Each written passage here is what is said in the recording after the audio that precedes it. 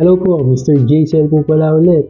Pag-uusapan po natin ngayon yung bagong love team na ginawa ng Kalingap, ni Kalingap Rob, yung Dub Kit. So, si David at si Kit.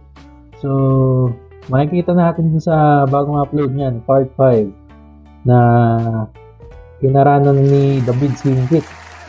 So, napakita niya yung talento niya sa paggigitara. And yung boses, napakita niya na yung talent niya sa pagkanta, di ba?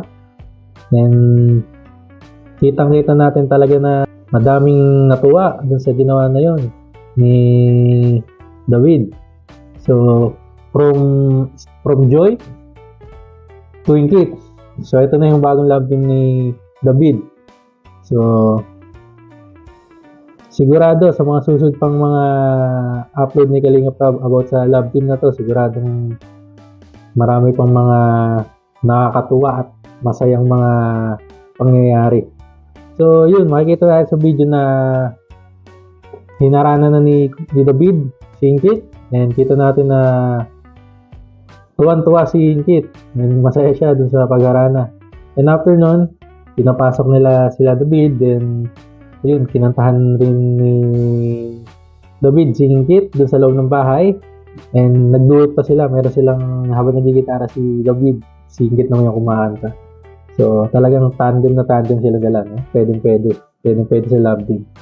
So yun, ang sabi rin dito ni Kit na talagang yung mga tulong na blessing na nakukuha niya, natatanggap niya, talagang iniipon niya dahil para sa kanyang pag-aaral. So napakagandang marinig yun, di ba?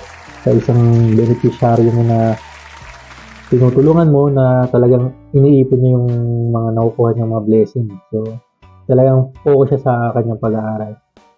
So, good vibes na talaga lahat. And, yun. So, abangan na lang natin mga susunod pang episode ng Dub Kit na bagong love team ni Kalingap Rob.